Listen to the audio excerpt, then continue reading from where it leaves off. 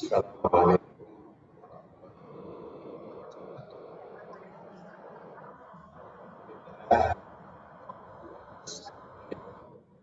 Astaghfirullah wa na'udzubillah min syururi anfusina wa min sayyi'ati may yahdihillahu fala mudilla lahu.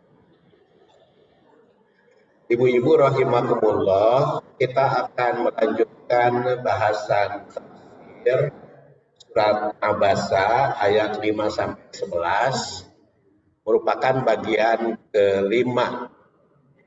Nanti surat Abasa ini ayat 12 ke atasnya dilanjutkan dibahas di Majelis Taklim Baitur Rahim.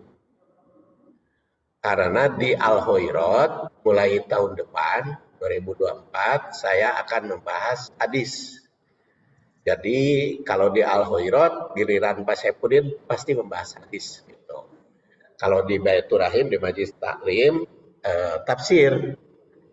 Dan di Majelis Taklim Baitur Rahim sekarang sudah membahas tafsir Ali Imran 95 kemarin bagian pertama sampai 97. Jadi nanti saat sudah tamat sampai 97 baru ke Abasa ayat 12. Itulah programnya supaya dua-duanya materinya agak lengkap gitu ya, agak lengkap. Kapeng hadis kadang tafsir. Kita sedang membahas surat Abasa ayat 5 sampai 11 merupakan bagian kelima, yaitu amma manistaghna fa anta lahu tasadda wa ma alaika alla yazakka wa amma man ja'aka yas'a wa huwa yakhsha fa anta anhu talaha kalla innaha tadhkirah. Dan pada pertemuan bulan yang lalu kebetulan Jumat pertamanya hujan, jadi ngalih ke Jumat kelima sekarang itu sampai ayat tadkirah tazakat sampai ayat kala innaha tadkirah. Jadi masih membahas bab tadkirah. Dan itu sampai ABCD. Sekarang E-nya. Tadkirah. Berpalingnya orang kafir karena tidak takut akhirat itu sebagai tadkirah bagi manusia. Jadi orang kafir berpaling, nah bagi kita tadkirah itu sebagai peringatan. Seperti ditandaskan di dalam surat 74 ayat 49 sampai 54, fama lahum anit tadkirah mu'ridin ka'annahum humrun mustanfirah farrat min qaswarah bal yuridu kullu mri'im minhum ayyuta suhfam nasyarah kalla bal la yakhafunal akhirah kalla innahu tadkirah. Surat Al-Mudaththir. Lalu mengapa mereka atau orang kafir itu berpaling dari peringatan Allah? Kafir kan berpaling dari peringatan Allah Subhanahu wa taala. Seakan-akan mereka keledai liar yang terkejut lari dari singa. Kalau keledai ayah singa kan terkejut itu langsung berpaling lupa. Jadi Quran mah di dalam peringatan-peringatan juga suka bicara alam. Makanya di sini disebut keledai, disebut singa, itu jadi pelajaran ketika membaca ayat.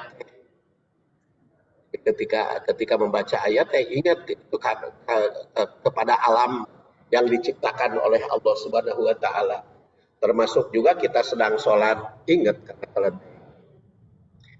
Hari membaca ayat keledai, jadi ingat karena keledai. Kalau membaca ayat singa, ingat karena singa. Jadi salat khusyuk teh bukan berarti teu inget nanaon, tapi ingat apa yang dibaca. Jadi kalau kita sedang membaca abasa wa tawalla talakon Abdullah bin Umi Maktum, kita sedang sholat ingat ke Abdullah bin Umi Maktum. Ketika membaca ayat-ayat yang berhubungan, karena khusyuk dalam sholat itu ingat atas apa yang kita ucapkan, bukan pohonan naon. Jadi kita Allahu Akbar, ingat Allah yang Maha Besar. Terus Allahumma ba'id baini wa baina khotoyaya, pokoknya ya kepada kesalahan ya. Jadi itu yang namanya khusyuk. Jadi khusyuk teh bukan teringat karena naon, tapi ingat ke Allah, termasuk juga apa yang dibaca. Seperti ketika membaca surat Al-Muddatsir, fama lahum anit tadhkirah mu'ridin ka'annahum humurun mustantirah farad min qaswarah bal yuridu kullu mri'in minhum aw yu'ta sufam munasyarah. Ya, bahkan setiap orang dari mereka itu lembaran-lembaran kitab sufam munasyarah, lembaran-lembaran yang terbuka. Sekali-kali tidak, kalla bal la yakhafuna akhir. Mereka itu tidak takut pada hari akhirat. Mereka kali tidak takut pada hari akhirat, tapi takut pada akhirat pasti tidak akan berpaling dari apa namanya, tidak akan berpaling dari peringatan dari Allah Subhanahu wa Ta'ala. Sebenarnya mereka tidak takut pada akhirat, kali-kali tidak. Sesungguhnya Al-Quran itu adalah peringatan. Maka sesungguhnya kala innahu tadhkirah, peringatan Al-Quran itu. Jadi dengan nada bertanya, ayat ini mempertanyakan tentang keberanian orang kafir berpaling dari peringatan. Berpalingnya orang kafir diumpamakan keledai terkejut dari singa. Jadi, kalau keledai datang singa kan terkejut, lompat karena ketakutan, ruas. Orang kafir berpaling dari peringatan merupakan bukti ketakutan. Orang kafir teh kalau diberi peringatan teh jika keledai gitu ketakutan, ya ngabeg gitu. Begitu Quran dibaca lamun ngarti makana Quran baca teh gegebegan atuh. Orang mukmin nu ngarti kan inget karena siksa, inget karena surga. Jadi makanya baca Quran teh kadang-kadang orang bunga, kadang-kadang sedih. Ulah cerik wae baca Quran teh da aya pikabungeun. Ini baca Quran teh cerik wae sedih. Pan da Quran loba pik.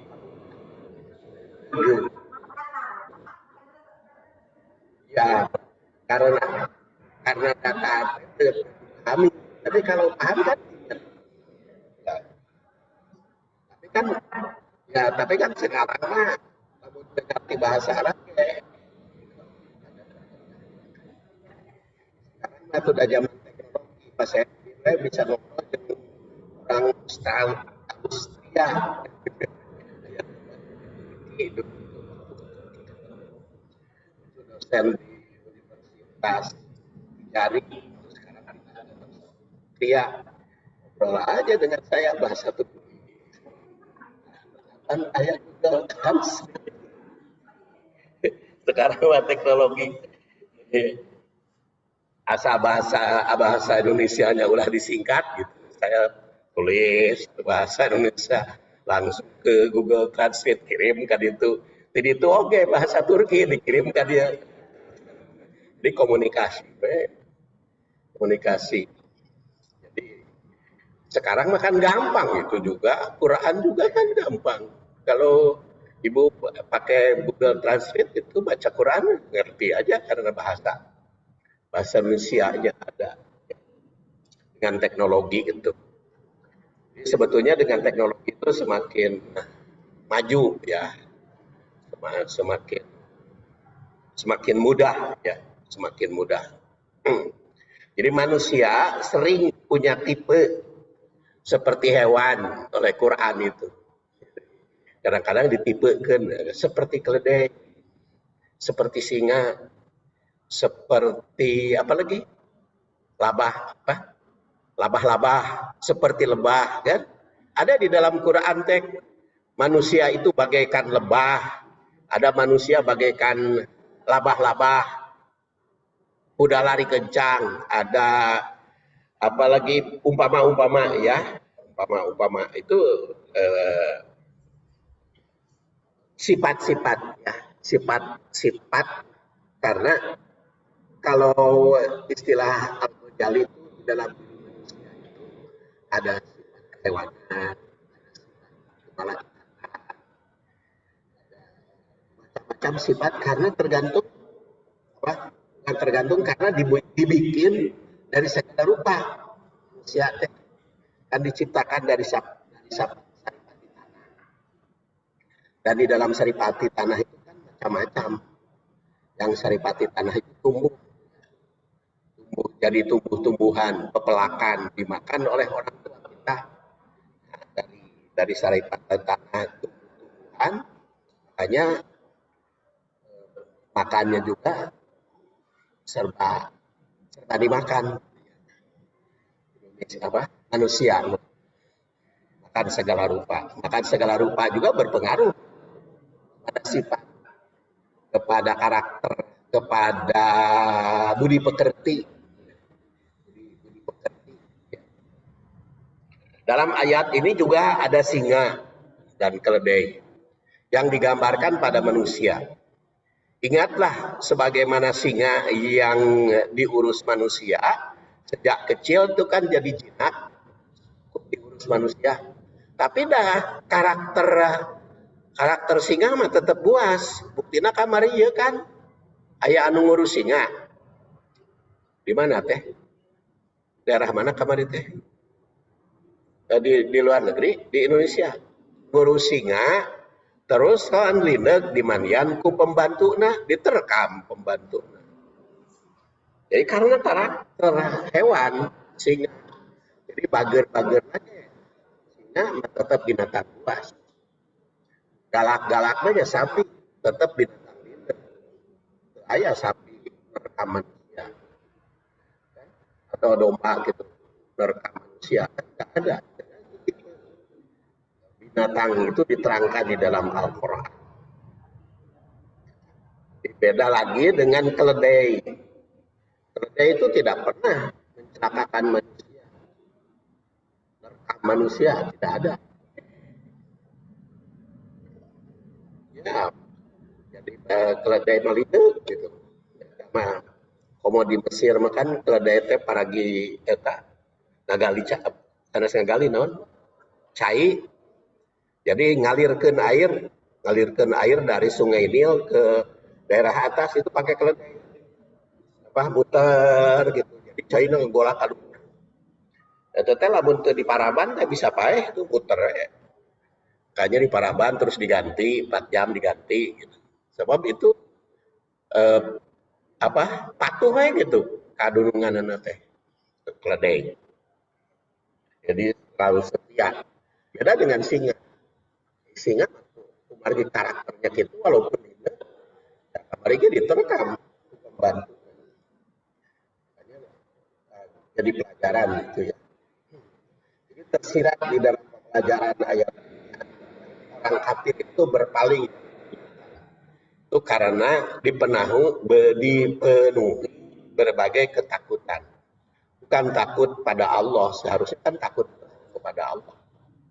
Kemudian yang kedua, peringatan yang baik pun tetap ada yang menolak.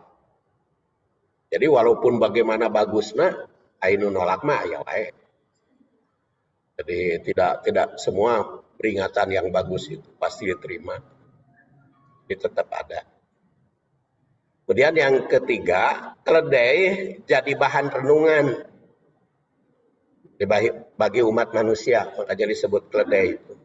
Baik sifat, tabiat maupun kesetiaan. Singa yang punya karakter buas, ganas, jadi pelajaran. Jadi jika lapar, apapun diterkam. Itu karakter singa. Ya, karakter. Oleh karena itu, sebenarnya setiap orang itu butuh pedoman hidup berupa lembaran tulisan yang memberikan petunjuk, yang memberikan bimbingan. Keenam, orang takut akan siksa akhirat pasti akan setia pada segala peringatan.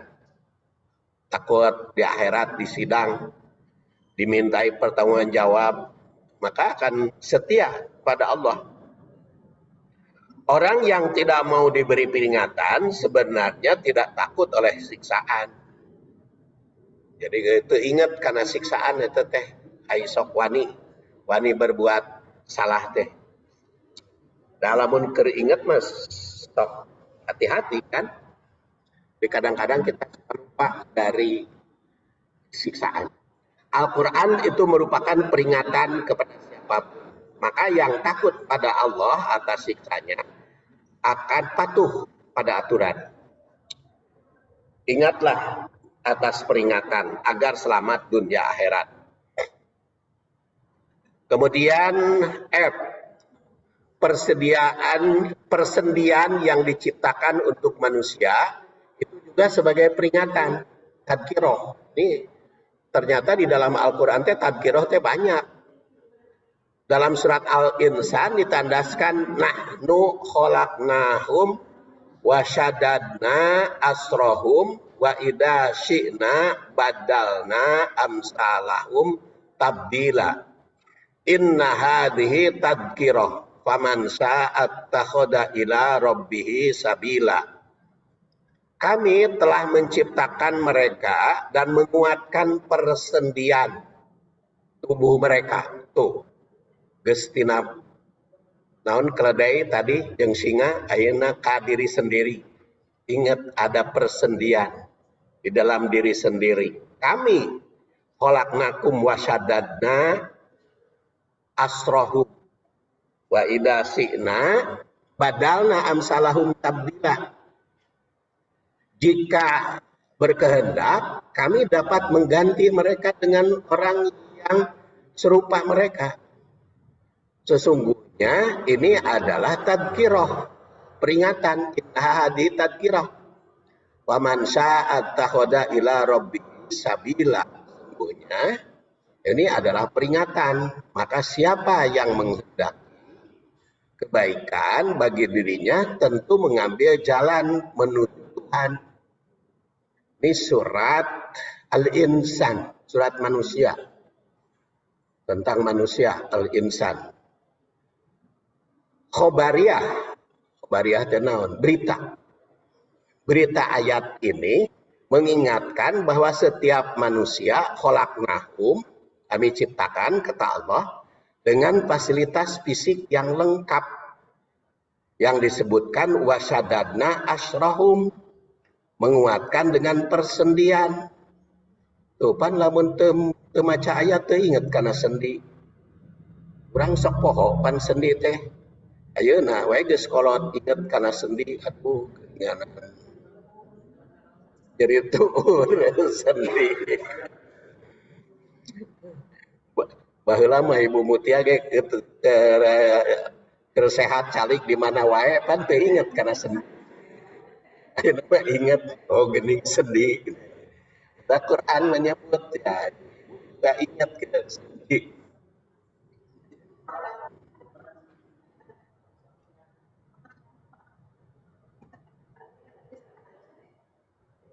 Bulan mohon pandidieuna oge paman sa'a ittakhadha ila rabbih sabila. Jadi yang dikehendaki, kalau Allah menghendaki kan bisa ganti. Jadi Allah Subhanahu wa taala menghendaki sesuatu itu kan berkaitan dengan manusia juga. Ya, dengan usaha dia. Jadi gini, kita yakin prinsipnya Allah teh nyaah kepada hamba teh pasti memberi nikmat. Dengan sendi itu Allah tuh nyaah kepada manusia, makanya diberi nikmat sendi. Dan itu Allah bisa mengubah sendi itu.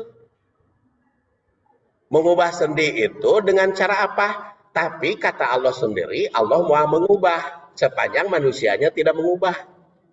Jadi kenapa dulu sendi kita itu bisa naik turun tangga, sekarang tidak bisa? Itu ada kaitan dengan usaha kita. Kan saya ingat kepada ayat yang dibahas di Baitur Rahim, ya, di Majelis Taklim Baitur Rahim tentang aukilahuma fala takullahuma uf, ya. Jadi kan semakin tua itu ya, tapi lemah nanti kan ada ahaduhuma, salah seorang, aukilahuma. Jadi kehidupan suami istri itu ada yang suami dulu itu sakit teh, sendi nate istrina sehat, aya yang sehat istrinya apa, aya istrina heula suamina sehat, aya juga dua-duana di dalam kehidupan rumah tangga itu ada. Tapi kalau ternyata suami ibu menderita sakit dan ibu sehat, ya itu ujian bagi ibu yang sehat kudu ngurus negeri. Kemudian ibu nu sakit, suami sehat, ujian bagi bapak, kudu ngurus negeri. Dan itu penyakit itu kan di dalam segala hal. Ada kaitan dengan sendi tadi. Ayah tuurna sehat, tapi memuncangan nyeri, gitu kan? Sendi itu. Ayah memuncangannya sehat, tapi siku nyeri, gitu. Ayah siku sehat tapi punuk gitu. Jadi itu teh, dan di dalam diri manusia itu pasti ada. Pasti ada. Itu di dalam kehidupan, di dalam makanan. Di dalam makanan. Ibu teh sering baheula makan babat, makan usus, makan tamusu segala macam. Tapi ayeuna mah teu meunang karena asam urat. Si ibu mah dia mah asam uratnya mah sehat dengan kolesterol. Dia mah kolesterol sehat dengan gula gitu. Jadi itu ahaduhuma au kilahuma. Jadi di dalam kehidupan suami istri juga begitu. Mungkin ibu sehat di dalam unsur kehidupan sehari-hari, tapi bapak kurang kan? Kan bapak-bapak juga ada yang penyakit bapak biasanya prostat kan? Penyakit bapak itu. Kalau penyakit ibu apa? Kandungan gitu kan. jadi bapak sehat prostat, nah bisa saja kan, tapi ibu kena gitu. Atau ibu sehat bapaknya nu kena. Dan itu harus disadari di dalam kehidupan. Tapi ada juga nu geus tua teh bapakna sehat, ibuna sehat, lah itu bersyukur. Sehingga kalau dua-duanya sehat ya bahagia terus. Ya terus. Itu hanya dikatakan kita roda persendian. Banyak manusia tidak sadar akan ada ikan kurang ingat karena persendian. Baru dirasakan ketika mengalami kesakitan. Baheula mah ngabangun imah 2 tingkat, 3 tingkat. Ayeuna mah sadar boro-boro 3 tingkat naik hese. Jadi imah gede teh lamun geus duaan mah naonana tuh baheula teh gede-gede teuing kaurus. Tapi kan baheula mah keur ngorakene mah gerah angkrih teh kaluhur ka handap, jadi tidak terasa. Mulai dari sendi itu, dan sendi juga macam-macam kan. ada sendi sinartosis, ada sendi ampiatur, hingga sendi diartotik. Dan itu lokasinya beda-beda. Anatomi tubuh manusia depan kita rajong karena itu sendinya, sendi lidahnya tahan. Kan bulan yang lalu saya di CT scan oleh di rumah sakit Islam. Di CT scan itu ternyata di otak itu ada sumbatan. Di otak itu ada sumbatan. Jadi kalau saya kan ngobrol ke dokter saraf itu, ya saya alhamdulillah persendian segala macam aman-aman saja saya katakan. Cuman keluhan Bapak apa? Kata dokter saraf. Saya sering ditegur oleh istri, ngomong sering salah.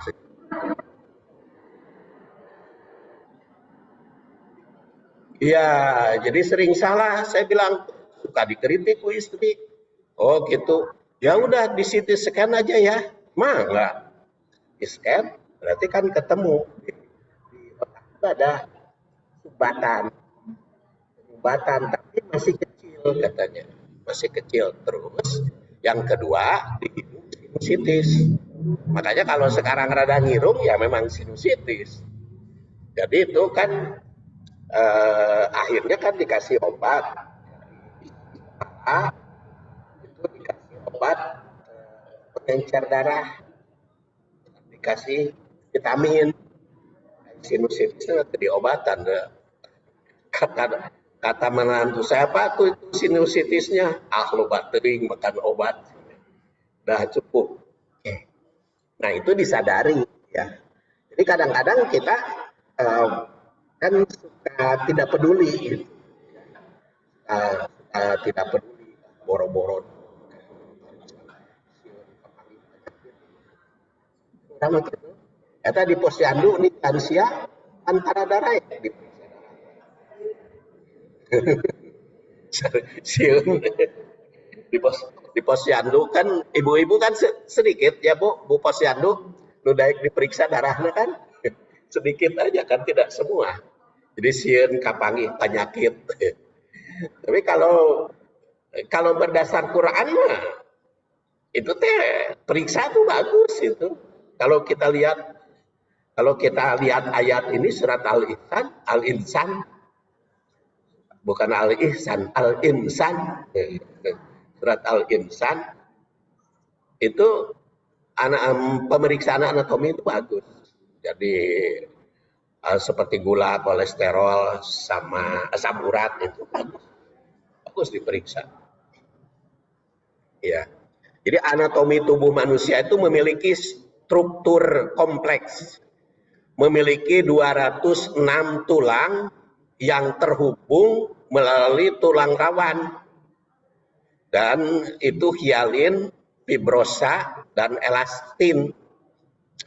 Otot, kemudian ligmen, jaringan pengikat sendi, dan macam-macam sendi. Jadi itu sampai 206. Abdi mah teu ngitung.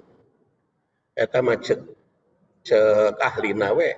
Sendi adalah tempat bertemunya dua atau lebih tulang sehingga berperan penting untuk tubuh. Nah, sendi-sendi teh sok kurang dihitung sendina sabaraha. Engsel nu sakit hiji we karasa kabeh kan. Fungsi sendi adalah menghubungkan tulang, memberi struktur serta membantu otot pergerakan tulang. Setidaknya ada 3 macam sendi, yaitu sendi sinartosis, ampiortosis, dan diartosis. Masing-masing sendi tersebut memiliki fungsi tersendiri, sehingga manusia dapat menjalankan aktivitas sehari-hari dengan sendi. Tuh, eta geramo kan, dan gerakan. Baheula mah pan bisa gitu kan dina apa ngebel ayeuna mapan ngebel lami kan cangkel ngangkat ya ngangkat MR segala macam tapi ya itu sendina terus menurun kan karasa ayeuna mah dongkok wae mah parupa sehingga dapat menjalankan aktivitas sehari-hari. Jumlah sendi antara satu orang dan orang lain itu bisa berbeda. Jumlah sendi di antara ibu juga beda-beda jumlahnya. Tergantung pada jumlah faktor. Namun diperkirakan manusia memiliki 250 sampai 350 sendi. 250 jadi ada yang lebih ada yang sampai 350 coba dia dina jari we kan kayak sendi tuh dina curug we berasa iya tuh bisa dilep kan ya apa kayak curug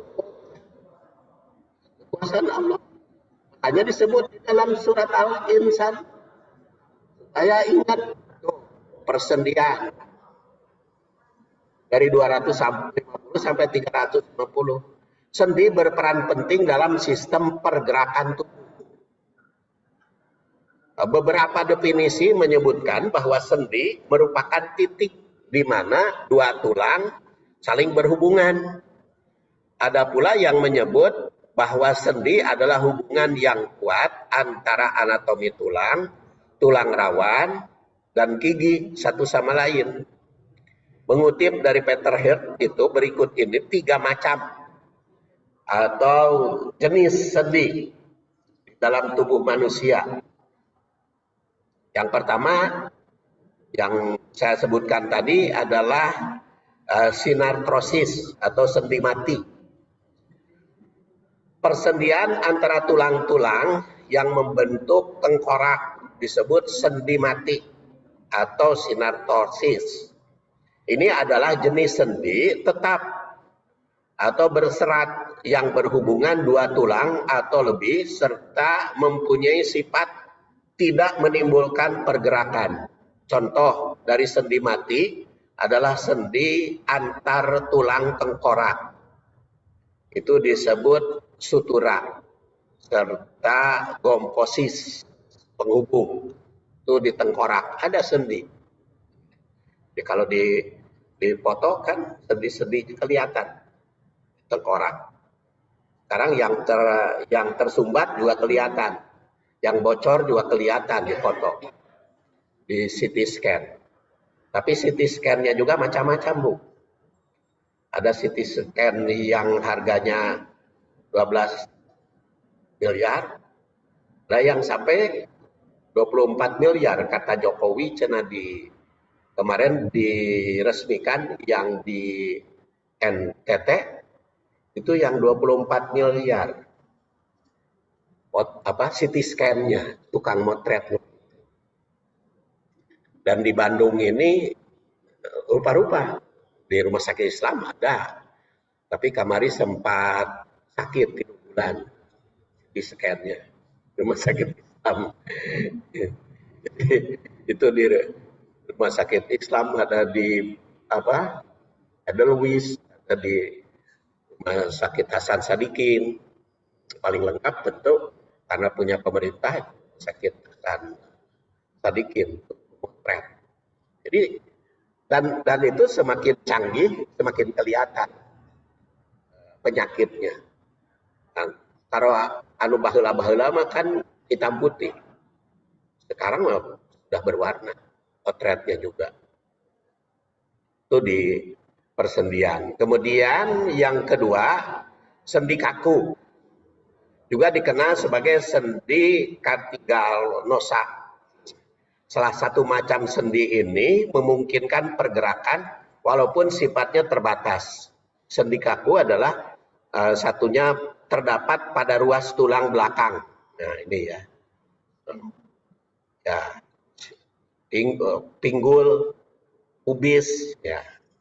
Kemudian ada lagi diartosis atau sendi gerak sesuai namanya. Sendi ini dapat bergerak dengan bebas dan leluasa. Tapi hari penyakit mah bisa. hari aya penyakitan. Nah, sendi gerak tersebut sebagai sendi sinopal. Nah, karena memiliki cairan.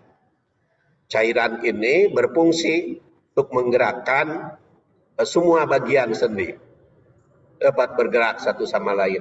Maka dari itu ini salah satu gambaran di dalam Al-Quran untuk kita sadari, kita ingat bahwa Allah Subhanahu Wa Taala itu membuat sendi itu hebat. Ada juga di dalam sendi gerak juga bermacam-macam. Ya, antara lain di sini ada sendi geser, kemudian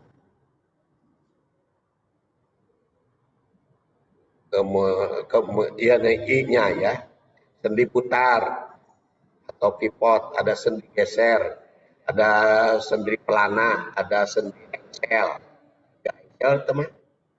Kemudian ada sendi suluk dan masih banyak lagi. Kemudian ada sendi peluru. Nah, di sini ditanyakan tadi oleh Ibu, wa idasina badalna amsalahum tabdila. Kalimat wa idasina badalna itu menunjukkan bahwa Allah itu sangat berkuasa untuk bertindak sesuai dengan kehendaknya.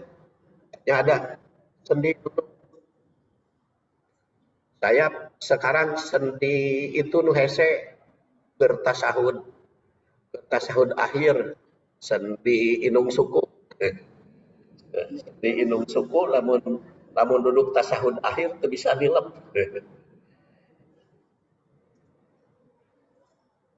kan kalau tasahud akhir kan ininya kudu nilep.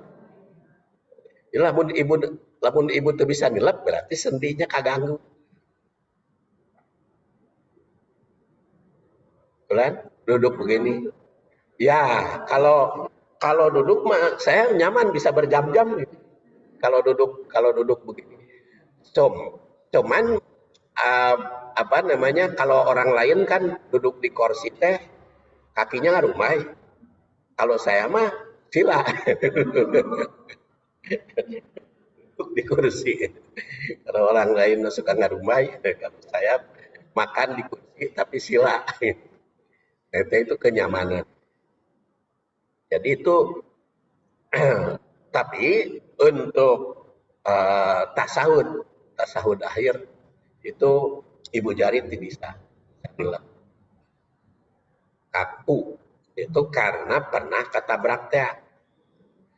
Waktu naik motor ketabrak di bypass. Jadi sampai sekarang susah itu. Sudah diterapi juga. Nah, makanya di sini wa idasina badalna. Bisa kami ganti, bisa kami ubah. Itu apabila aku kehendaki. Tapi seperti tadi, kehendak Allah berkaitan dengan usaha manusia. Seperti Ibu tanya, ada kaitan dengan usaha manusia. Jadi usaha manusia itu adalah menjaga persendian. Makanya obat-obat persendian juga macam-macam.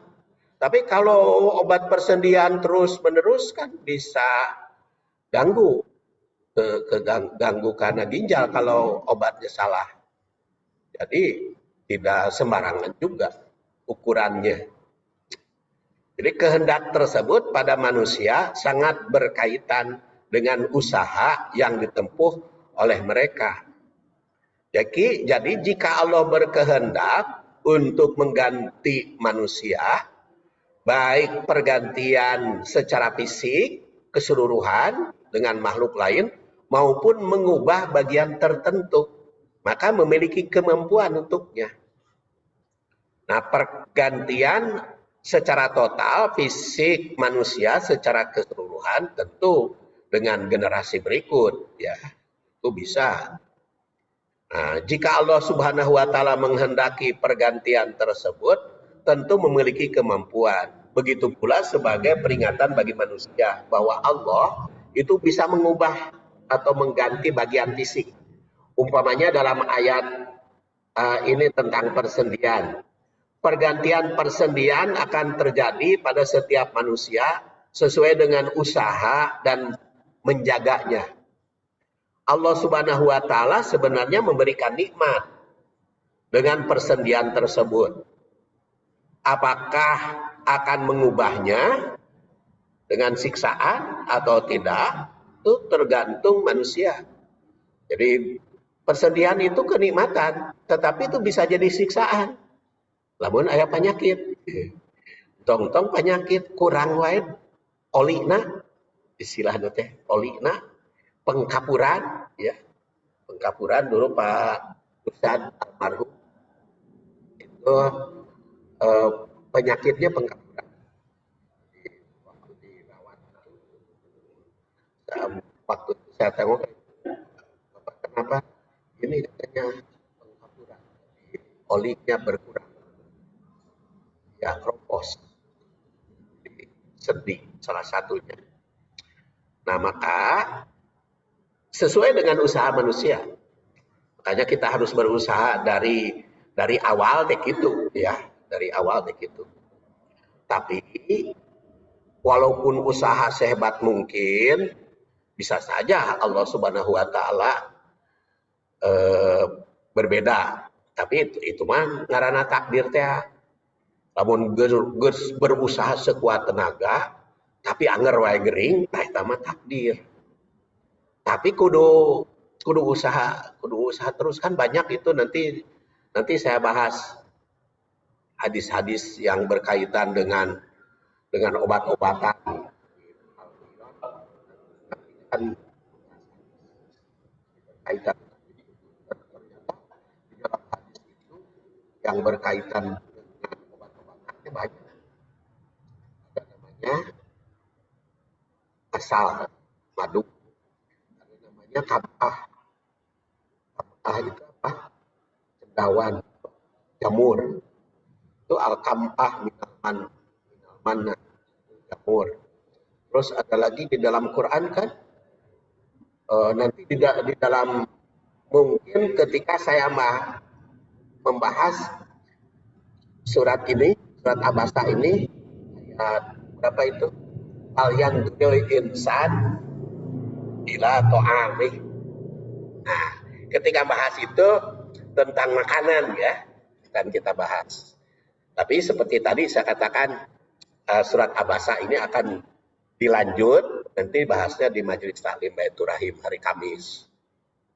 Hari Kamis yang ketiga. Karena di sini mah hadisnya. Tapi kalau kita membahas hadis kan pasti ada kaitan dengan Quran.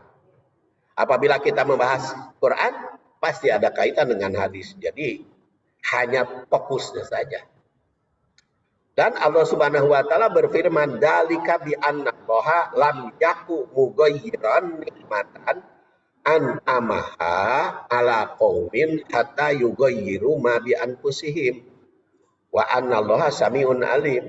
Yang demikian itu karena sesungguhnya Allah tidak akan mengubah suatu nikmat yang telah dianugerahkan kepada suatu kaum sehingga mereka mengubah diri sendiri.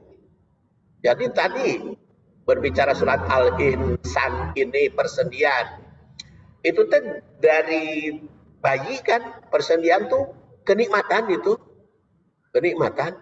Tetapi itu bisa jadi siksaan, dan bisa jadi siksaan teh mau diubah jadi siksa, kecuali kalau manusia kurang usaha. Tadi jadi ketua teh naon ieu teh jadi sedih teh banyak nyeri, singginya teh sok tuang naon. Gitu. Singginya teh atau kurang dahar apa? Kurang dahar. Kalau berbicara surat Abasa, falyan duril insan ila to'am. Falyan duril insan ila to'ami. Oh, nu di dahar sehari-hari di Quran.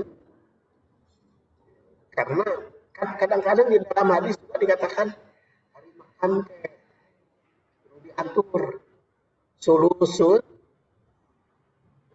lil atima, sulusun lil ma, sulusun lil nafas, sepertiga untuk benda padat, dahareun teh, sepertiga untuk air, sepertiga untuk napas. Napasnya kan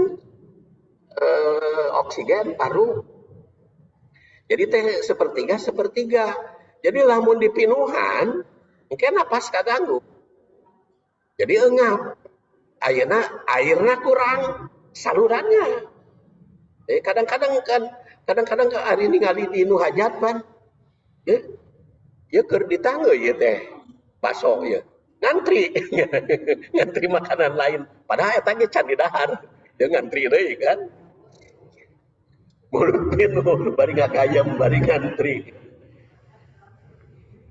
Nah, itu jadi kadang-kadang kalau di dalam hadis kan sepertiga untuk yang padat, sepertiga untuk cairan, sepertiga untuk bernapas. Jadi perutnya cuma sepertiga. Jadi benda padat teh ulah lebih teuing, kalau lebih tidak sehat gitu. Dan ternyata sepertiga juga kan harus lengkap gizi nutrisinya. Apakah ada serat atau sepertiga teh karbohidrat unggul. Itu kan diatur sedemikian rupa. Diatur sedemikian rupa. Makanya para ahli semakin mendalam. Dzalika bi annallaha lam yaku mughayyiran nikmatan an'amaha. Itu Allah itu tidak akan mengubah kenikmatan menjadi siksa sepanjang manusia tidak mengubahnya. Jadi ngikuti gitu, ikuti. Makanya diingetan. Jadi berdasar ayat ini Allah Subhanahu wa taala itu selalu memberi nikmat kepada hambanya tanpa pilih bulu, baik kafir maupun muslim. Jadi hari selama di dunia makan Allah teh nyaaheun karek kafir rek muslim oge. Sok aya kitu nu teu salat ujug-ujug nyeri cangkeh atau gara-gara teu zakat ditolak ku tanah, teman ku dina sinetron unggul. Da dina kenyataan mah kan teu aya. Orang eta mah sinetron kafir nu tara salat, tara zakat. Jadi hari hari di dunia sesuai dengan usaha.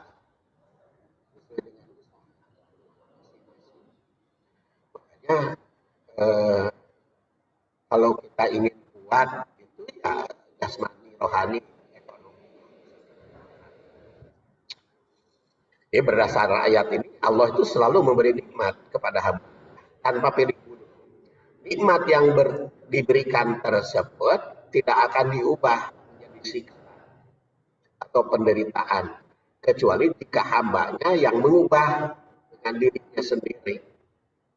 Di ketentuan tersebut berlaku sepanjang masa kepada siapapun, termasuk di dalamnya urusan sendi yang diberikan kepada manusia akan tetap menjadi nikmat. Di ayat ini memberikan gambaran bagi kita.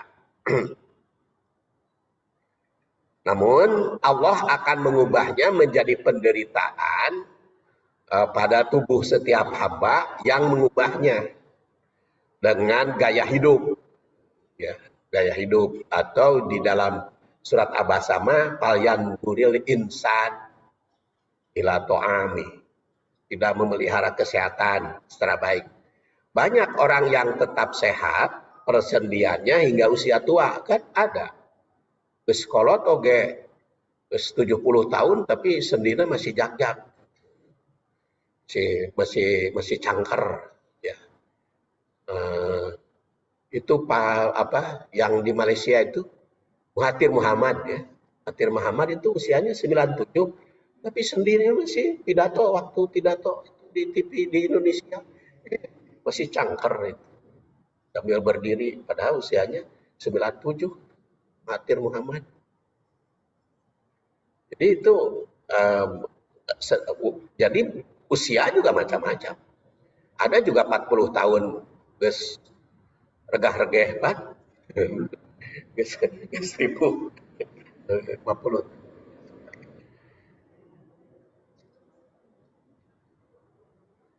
Banyak orang yang tetap sehat persendiannya hingga usia tua. Tapi tidak sedikit yang sudah menderita persendiannya sejak muda. Sejak muda diperkirakan sudah terasa gitu, sejak muda. Maka hendaklah semua itu menjadi tadkirah dalam surat Al-Insan dan juga di dalam surat Abasa ayat 11 ini, kalah innaha tadkirah, sekali-kali ini sebagai tadkirah, peringatan.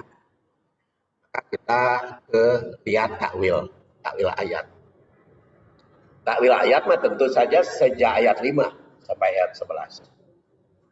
Satu, keberadaan manusia beraneka ragam kedudukannya. Ada yang kaya, ada yang miskin. Ada yang jadi pembesar, ada juga yang jadi orang kecil. Itu perbandingan zaman Rasul. Ada Umayyah bin Khalaf pembesar jahiliyah, orang kecil seperti Abdullah bin Umi Maktum. Manusia tidak akan tahu pihak mana yang paling mulia di sisi Allah. Dan kita juga nggak tahu. Jangankan kita, Rasul aja nggak tahu mana yang paling mulia di sisi Allah waktu itu kan. Makanya Rasul ditegur oleh ayat ini, kan Rasul tidak tahu. Ai sugan teh anu pibaikeun teh eta Umayyah bin Khalaf. udah gegeden, ternyata ngabangkang gening sampai mati. Justru orang tunanetra nu taat kan. Itu Rasul aja tanpa wahyu. Sedangkan nilai ketakwaan seseorang tidak diketahui manusia. Kan? Makanya Quran hanya menyebut tanda-tandanya saja. Tapi ketakwaannya sampai di mana? Nggak diketahui. Di antara kita juga nggak tahu ya mana yang paling takwa. Kating anu sok mulungan sampah berarti paling takwa. Kadang-kadang kurang dihina. Kalau alam. Kemudian yang kedua, Rasul pernah penuh perhatian pada orang besar dan kaya. Sehingga yang miskin, yang kecil kurang terhiraukan. Seperti Abdullah bin Umi Maktum ya. Maka sebagai teguran ayat ini kepada Rasul. Tiga, apakah orang besar itu mau mendapat peringatan ataukah tidak? Bukan menjadi tanggung jawab Rasul. Tanggung jawab Rasul itu hanya menyampaikan kebenaran. Kita juga sampaikan aja kebenaran. Atau ditolak atau tidak, ya nah weda, itu mah tong-tong bangsa orang. Rasul juga pernah ditolak. Tong jadi hakil, ditolak. Tanggung jawab Rasul hanyalah menyampaikan kebenaran. Baik pada orang besar maupun orang kecil. Rasul bertugas menyampaikan. 4, orang besar jika mau diberi peringatan, maka keuntungan tentu saja kalau mau. Kalau kita dakwah diterima orang besar, panggil ke istana, gitu. Untung bisa ceramah di istana. Tapi jangan dikira pahalanya banyak di orang besar atau di orang kecil. Dan ada orang kecil yang tidak kaya, tapi karena hanya takut pada Allah, tidak takut pada siapapun, maka dia mencari peringatan. Seperti Abdullah bin Umi Maktum ya. Jadi dia berani kepada Rasul, walaupun karena memang tunanetra, jadi berani nanya kepada Rasul. Justru bermanfaat. 6, jangan meremehkan orang kecil yang miskin. Karena boleh jadi di masa depan sangat bermanfaat untuk pengembangan dan kemajuan dakwah. Orang punya punya jabatan, kayak orang kecil kurang dihina. Geus orang pensiun, justru orang kecil bermanfaat ke orang, kan bisa terjadi begitu. Itu bisa menjadi demikian. Ya. Kemudian 7, perhatian kepada sebagian pihak jangan terganggu oleh pihak yang lain. Perhatian pada orang kecil jangan terganggu oleh orang besar. sehingga lengah. 8. Urusan hidayah, apakah manusia menerima peringatan atau tidak, itu sangat terkait dengan kehendak Allah. Jadi ada gitu teh, ayat rahasia Allah, nah, hidayahnya yang tidak bisa diduga. Ya. Kemudian ke-9, ingatlah jangan menyepelekan siapapun sebagai objek dakwah. Ya. Jadi jangan menyepelekan sebagai objek dakwah, karena itu bisa terjadi. Jadi nama yang dianggap sepele, ada begitu lama kelamaan menjadi baik. Nah, seperti yang kita contohkan di dalam surat Abasa dari ayat 1 sampai ayat 11 antara Abdullah bin Umi Maktum dan pembesar Quraisy. Itu jadi yang diceritakan ya, yang diceritakan di dalam surat Abasa mah. Tapi karena ada kaitan dengan yang lain-lain sehingga di dalam kehidupan sehari-hari juga tidak bisa pisahkan. Makanya jangan meremehkan orang kecil. Nah, sebab kadang-kadang orang kecil itu karena kesetiaan kepada Rasul menjadi orang besar. Itu Abdullah bin Umi Maktum itu kan tunanetra, tapi itu sampai sempat dipercaya oleh Rasul jadi mimpin negara. Itu ketika Rasul perang Badar, itu Madinah itu dipimpin oleh Abdullah bin Umi Maktum yang tunanetra. Terus ketika Rasulullah pergi ke Tabuk, di Madinah itu dipimpin oleh Abdullah bin Umi Maktum.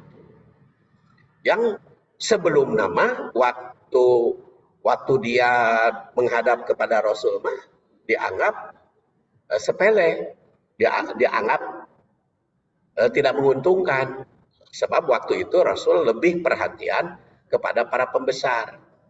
Ternyata justru Abdullah bin Umi Maktum bermanfaat, dan itu sebagai pengibar bendera ketika Umar bin Khattab membebaskan Parsi, yaitu superpower dulu. Itu pengibar benderanya Abdullah bin Umi Maktum, dan sampai meninggal di situ, jadi mati syahid. Jadi perhatian kepada sebagian pihak itu jangan terganggu oleh pihak yang lain. Jadi itu perbaikan kepada diri kita masing-masing. Karena apa? Karena urusan hidayah. Urusan hidayah. Jadi kalau kita sebagai pendidik, pengajar, jangan bangga karena ada yang terlalu taat, atau jangan stres karena tidak ditaati. Karena ada unsur rahasia, yaitu hidayah.